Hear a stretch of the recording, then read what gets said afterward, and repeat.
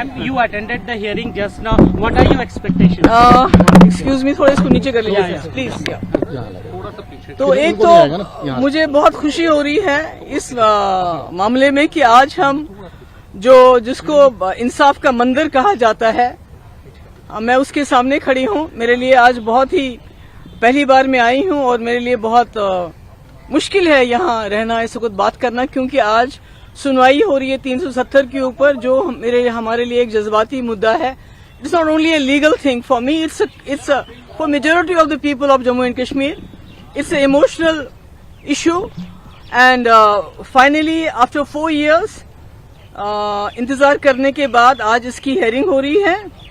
And we are all grateful to the esteemed lawyers who have given voice to the voiceless people of Jammu and Kashmir, who have been threatened into silence through the barrel of gun, through coercive measures like PSA, UAPA, NIA, ED, SIA, SUI, all draconian laws and weaponized agencies, जिससे जम्मू कश्मीर के लोगों को पिछले 4 साल से खामोश कराया जा रहा है। कोई वहां पर, जिस तरह मैंने देखा आज सुप्रीम कोर्ट में, जिस तरह 370 के ऊपर डिस्कशन और डेलिब्रेशंस हो रही हैं, आप जम्मू कश्मीर में एक आम जम्मू का, कश्मीर का, लद्दाख का बंदा इस पे बात नहीं कर सकता। अगर बात करेगा तो उसको जेल में डाल देते हैं।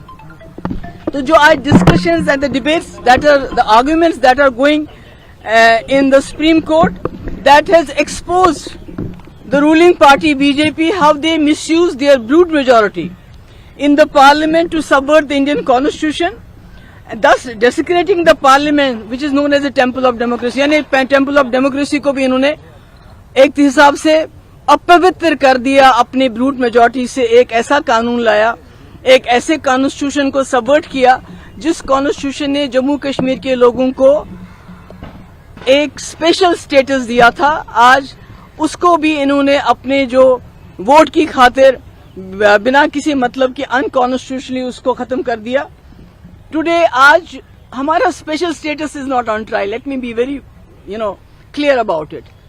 It's the idea of India that JK Jammu Kashmir, the erstwhile Jammu Kashmir wedded itself to, though even though being a Muslim majority, जिस आइडिया ऑफ इंडिया के साथ हमने हाथ मिलाया है, आज उसका मुकदमा अंदर चल रहा है। आज हमारा मुकदमा अंदर नहीं चल रहा है।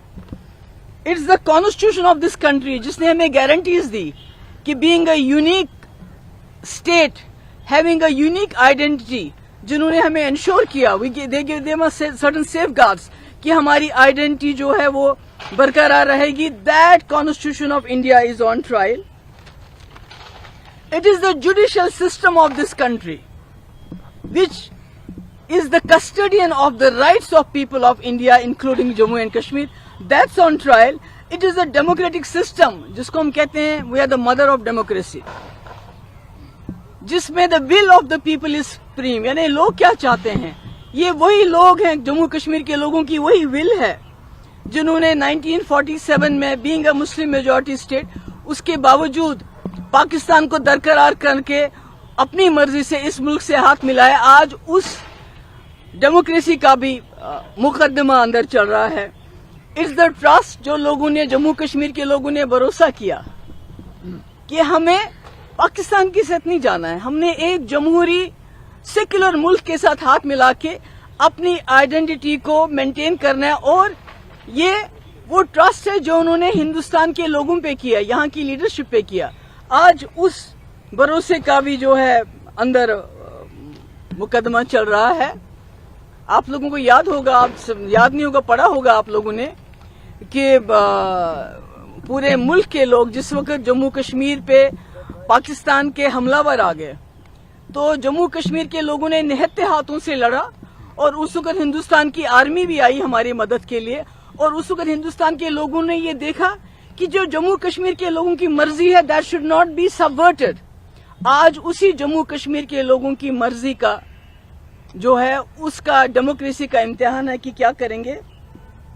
और ऑनरेबल सुप्रीम कोर्ट हो या जो इस मुल्क के लोग हैं, उनको ये फैसला करना पड़ेगा कि क्या ये मुल्क आईन के मुताबिक चलेगा, whether this country is going to run according to the constitution of this country और it is going to run according to the divisive agenda of a particular party.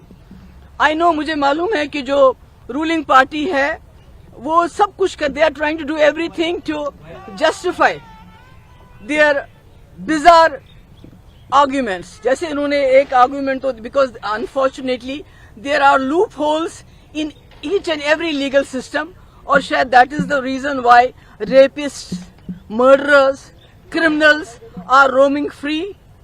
Either they have not been convicted, they have escaped the conviction, or they are on parole, or they are on bail, while as the innocent people are languishing in jails because of these loopholes.